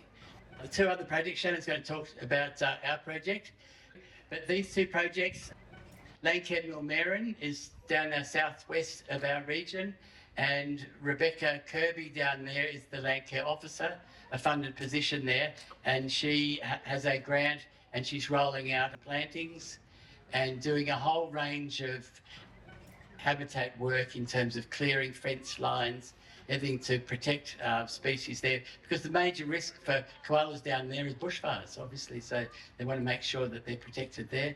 And then the second group is Gamaran Doctors Creek Landcare, which is based at Gumbunji, and that is run by Tony Gorry, who's also works full-time as an accountant, so she's absolutely flat out. And she's doing excellent planting work. But you think of both Millmerran and Gumbunji, they're contrast to Crow's Nest, a different community to Crow's Nest. They're more cattle farmers and graziers and grain farmers out there, and so different challenges there. But both of them are really doing great work. So if you come from that area, there, once again, it's not just trees, it's all the infrastructure for tree planting, which is hiring equipment, checking on water infrastructure, because you've got to be watering these plants, and guards and all that advice. But anyway, that's what's happening in our region. Very lucky to have these 3 grants, and we are working together with Lucy down at the Lockyer Valley to look where we take this in the next few years, because and I think from today's event and different other events that we're doing, we're trying to do it differently and better, but there are challenges there we've got to raise. And what we really need, I was just speaking to Diane from Lucy. She's looking for a new project officer to run there. So what we need is greater capacity. So we need to get people, if you're under 40 with a pulse, we want to talk to you. Because as Peter says, it's the next generation that are going to solve a lot of these problems. We're just marking time really at the moment. But let's leave our habitat in a state that the next generation can kick on. Shannon, over to you. Thank you, Chris. Yeah, so as people have said, I've been working as ecologist for the Toowoomba Koala Habitat Project for about the past 8 or 9 months. So the project is dedicated to improving the understanding of koala populations within the Toowoomba region, as well as improving the current extent of habitat. We're doing this through 4 main initiatives. First one is we are looking for koalas using these thermal drone technologies you've heard about today. So yeah, we are using these thermal drones to basically try and get a better understanding of the koala populations within the Toowoomba region. We are also using these surveys to then help local landholders guide where they should plant. more koala-friendly trees so that we can help expand the existing habitats where we know they are, and also help create more corridors. So that brings us to our second initiative, which is developing that industry standard methodology. So the University of Sunshine Coast uses drones, University of Queensland uses drones, everyone uses drones, but there's no industry standard methodology for impact assessment teams. So if they go ahead and do development, there's no standard method that everyone has to follow. So we don't really know what these drone technologies are like. Thirdly, we have been engaging with local landholders to plant these trees, and we have been conducting thermal drone surveys on their properties. This has been a fantastic opportunity to engage with these landholders. One of the best things about it has been learning why they want to plant koala trees. So many of these property owners are planting trees as shade for cattle, I should say. So just generations and generations of land clearing, they're finally realizing the benefit of actually having trees present in a paddock for cattle. So combining these two is it's really demonstrating to the local community that they can integrate koala conservation into their existing land management uses. Yeah, and our final initiative is developing a comprehensive planting guide for the Toowoomba region. There currently is no guide on how to plant koala trees in the Toowoomba region. There are many guides for other areas like Redlands or Gympie. However, those are more coastal areas, and the geology, the geography, everything is entirely different. These guides, for example, recommend the use of augers or post hole diggers very extensively. But during our community consultation in coming up with this guide, we learned that augers or post hole diggers weren't the best thing for the Toowoomba region because there's a lot of heavy clays out there, and so when you use a post hole digger, it smooths the walls of the hole, and then the roots of the plant can't penetrate through. It stunts the growth, and the plant eventually dies. So developing a Toowoomba specific guide is, of utter importance in this whole endeavour. Yeah, a lot of all the data that we're collecting in our surveys we're not just keeping it for ourselves. We're submitting it through iNaturalist and Q Wildlife, and they'll be publicly available for conservation groups, decision makers, impact assessment personnel, just anyone that needs koala information. So that's a great example of the thermal drone technology, and how you can see on the left, you can't really see any koala. On the right, you can see mum on the bottom and then the bub on top. Yeah, so that's the real utility in these drone surveying technologies. You can't see koalas in the traditional method, so we bring in the drones and then we can see them. Yeah, so planting koala trees. Engaging landholders has been one of the cornerstones, really. We've engaged landholders from Gien to Clifton to Westbrook, all over the Toowoomba region. It's a fantastic and positive impact that we're having, and we cannot be doing this without other landholders. The landholders are real champions in this. They're really putting forth a great example to their community and showing that we can live together with koalas. It's not a fight between the two of us. Yeah, so once we engage with these landholders, we provide plants, water crystals, guards, stakes, everything. They just need to put the plants in the ground and keep them watered for a few months, and then, yeah, fantastic. So, yeah, this koala here was from a property near Oakey. This landholder here was planting trees to continue his father's legacy. He watched his father plant that koala tree, and now he's watching koalas live in that tree. I'm pretty sure it's a river red gum or Eucalyptus carmelgilensis. I'm making that guess on the shape of the operculums or the fruit that are coming through. They are quite distinctively shaped in this region compared to the other eucalypts. It is most likely, obviously, a planted specimen, just because of its proximity to the fence. And yeah, this line of trees was planted by my dad, probably. Oh, okay, yeah. Probably as a land care project. Yeah. In probably the mid-1980s. Yeah, okay. So it's just been very rewarding to see that you can have a real beneficial outcome in a short term. Yeah, so developing this planting guide, we're going to be covering off everything. Why you should plant, where to plant, when to plant, how to plant. Yeah, it's going to be an all-encompassing one-stop shop guide for how to do things within the Toowoomba region when you want to plant koala trees. Yeah, we're going to consider things like managing different soil types, because the soil types in Toowoomba are extremely varied. You get the black clay soils down west of Toowoomba, and then up here you get the very gravelly, grainy, sort of granite-like soils. So yeah, we're going to have a whole bunch of discussion on that, and even bushfire considerations. So another example of one of the things we're going to do is we're going to have a very specific species list. I've divided the Toowoomba region into 7 areas. You basically determine where you are in that region on the map, and then go to the list, identify which species are suitable for your zone, and then which species are suitable for your soil. This is to ensure that the trees that are planted are local species, they're not from some other area, and also the trees being planted are suitable for that soil type. So we're trying to give as much guidance as possible. Yeah, and we think this is probably going to be one of the more comprehensive guides out there, because we're building on a lot of other work. But yeah, it's coming together quite well, I think. When will the book be ready? Well, I should add, we're putting it in a condensed booklet, and it'll be a full resource website. The booklet, in the next week or two, it should be going out to send to all the people we engage with to write it, to, you know, make sure we haven't taken their words in the wrong way or anything. Okay, thank you very much, Shannon and Chris.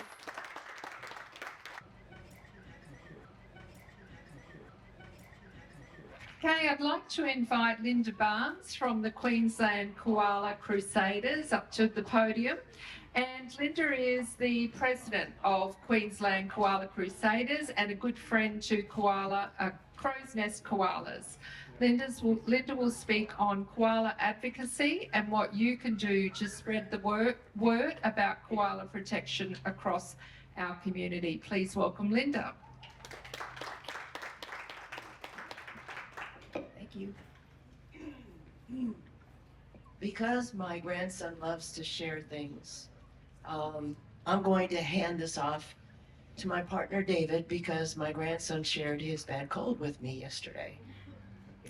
But David is a terrific speaker, so I'd like to hand it off to him.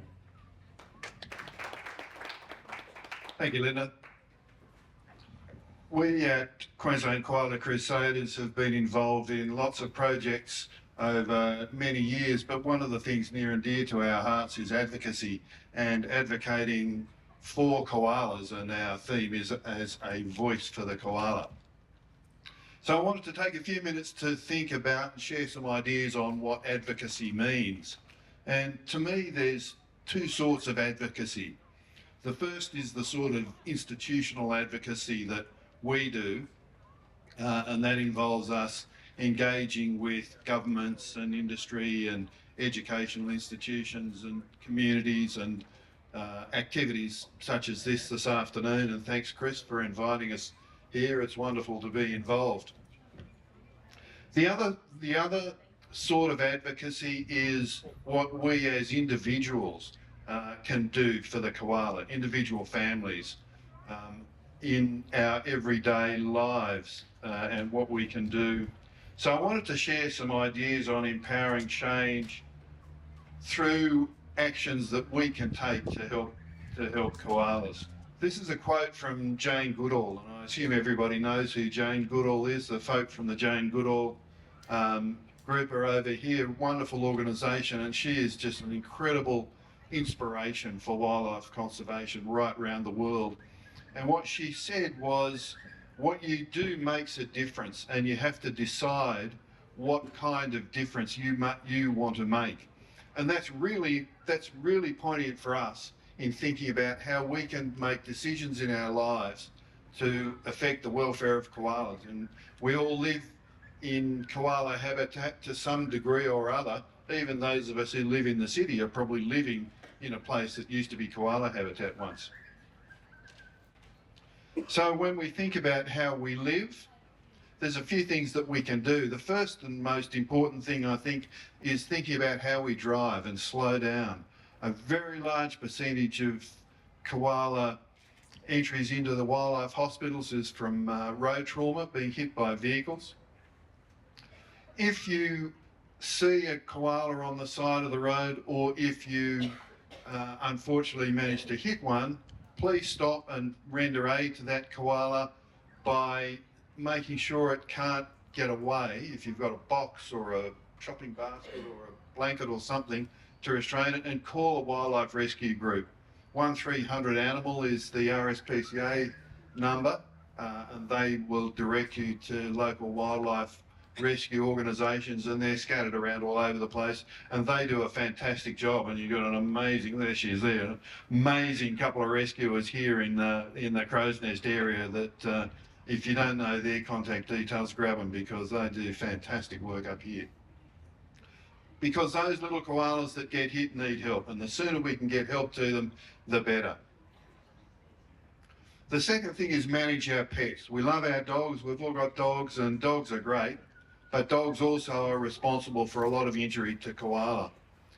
The university at Griffith University has a fantastic program called Leave It, which allows you to be able to train your dogs to be restrained and come back from wildlife so they don't chase wildlife. Our grand dog is a little fluffy ball of what I call a toilet brush dog, but loves nothing more than chasing anything. And even a little dog like Bonnie can be a problem to a koala. So if we can put them through these sort of training programs or keep them on the leash like that beautiful dog just there, we can ensure that separation between the dogs and the koalas. The third thing is to make your yard koala safe, and that means if a koala can get into your yard, give them a way to get out again, and it might be a log against a fence or a rope or something. If you've got swimming pools, the same thing applies. If they can fall into the swimming pools, and sadly, particularly in Brisbane and places like Redlands and other areas, koalas fall into pools a lot. When it's hot and dry like this, a koala is going to be seeking water. They see the water in the pool, think it's great, and fall in, and they can't get out. So if you can give them a way to get out of pools, we can alleviate those sort of problems as well. We at Koala Crusaders have a program called Trust in Trees, and the Trust in Trees program is designed, and we put a lot of effort into reclaiming koala habitat.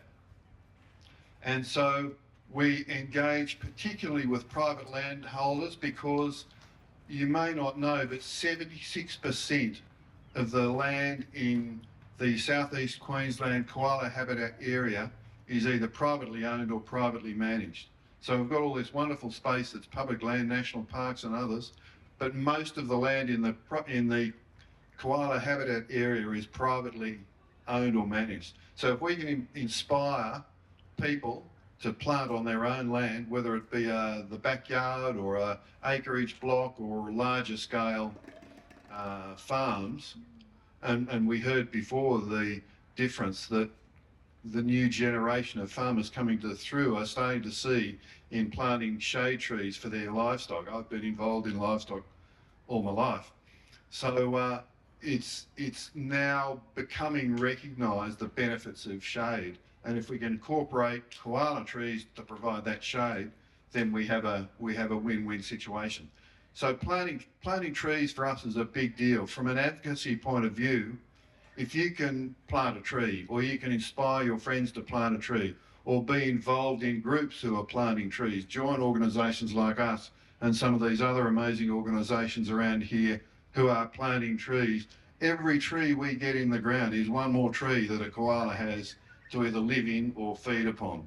So it's a big deal, and it's a difference that we can make. We are losing trees for development and infrastructure and all sorts of reasons, but the more trees we can plant, the more we can reduce the impact of that loss of habitat. And it's a cool thing to do. Getting out and getting dirty planting trees is a wonderful thing. I want to conclude with an idea that we can all become ambassadors. We can all do things ourselves to help the koala. One of the big things that's been touched on a lot over the program today is recording sightings. The Department of Environment, Science and Innovation, thank you, has developed a wonderful app called Q Wildlife, and we promote that a lot because it's easy. It's easy to use, it's free to download. You can report the sighting, you can include a photo that you take with your phone. That sighting goes to a desk within the decision makers in the department, and that helps them make a determination on all kinds of things, such as where the boundaries are on the koala mapping and various other things. The crow's nest koalas happen to fall outside the koala mapping for the Southeast Queensland Koala Conservation Strategy 2020 to 2025. So these sightings for the local koala crow's nest koalas are really important, because the more sightings we can get turning up on a desk, the more we can say, look at all these koalas at crow's nest. You need to make some decisions about where those boundaries are drawn so that we can have stronger protections for the koalas in an area. So Q Wildlife is a great app, as I say, easy to use, and the information goes right to where it's needed. The other app that we use a lot is the iNaturalist app, a little bit more, perhaps not quite as user-friendly, but also a good app. And that one, the information ends up in the Atlas of Living Australia. The Q Wildlife information gets there as well, but through a different route. But really important, if you're out there and you see a koala, log the sighting. It takes a minute, and it's a really effective way to help influence what's being done. We can build a movement by every one of us becoming an ambassador and talking to our friends, talking to the community, talking to the school, to the kids, and have the little kids becoming ambassadors. And there were some great little kids here earlier on today who, and look at the back wall, I mean, that's fantastic. There's potentially 300 kids who can go out and tell a story about koalas. Because they did that, they know more about koalas than they did the other day or the other week or whenever it was done. We have a little member who joined Queensland Koala Crusaders in April last year. At the time, she was 7 going on 8, and just an insatiable curiosity about koalas. And she has become one of our strongest advocates. I'd urge you to look on Instagram and look up Koala Family Adventures, Koala_family_adventures. She is amazing, and she's posting stuff about koalas probably 2-3 times a week.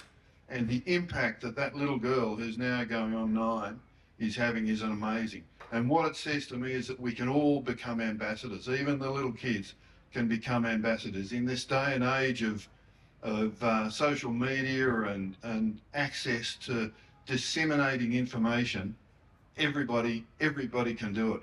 And so we can, by sharing our love and passion for these animals, we can start to influence actions in the way laws are made, the way planning and development is drawn up, the way political decisions, we can vote in certain ways that help. So there's so much that we can all do. What I am an unashamed optimist, and I believe that it's never too late. So if we all join together, we all do stuff, we can make a difference. I want to finish by a quote from a wonderful photographer named Christina Mittermeier.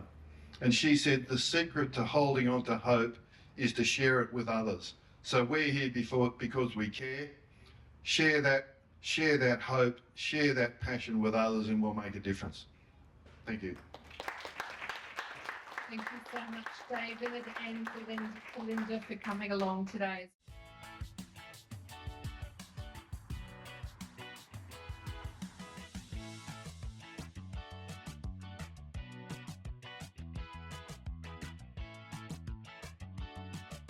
Morning.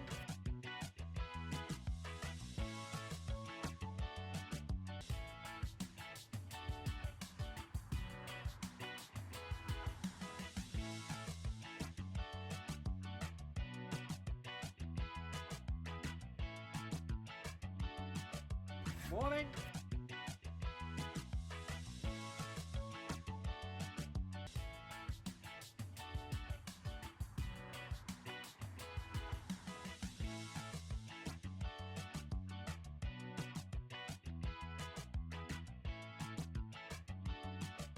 Morning.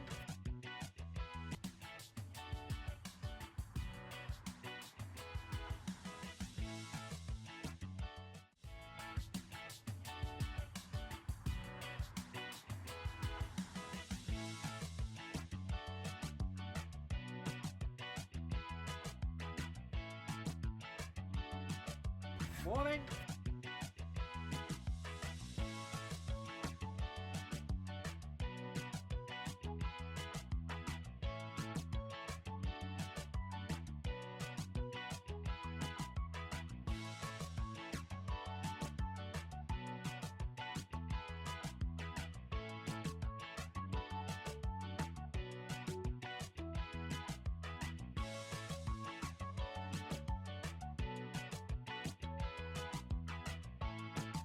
Hello.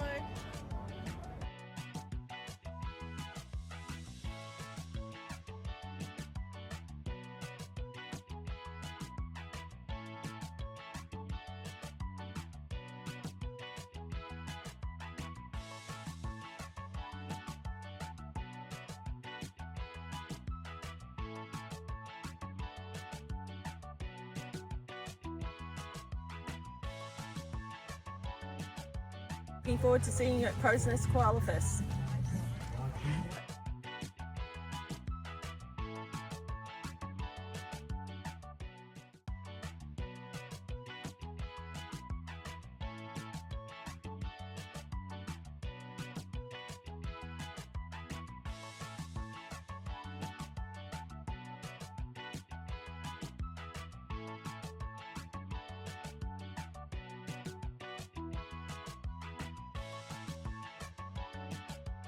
Looking forward to seeing you at Crow's Nest Koala Fest.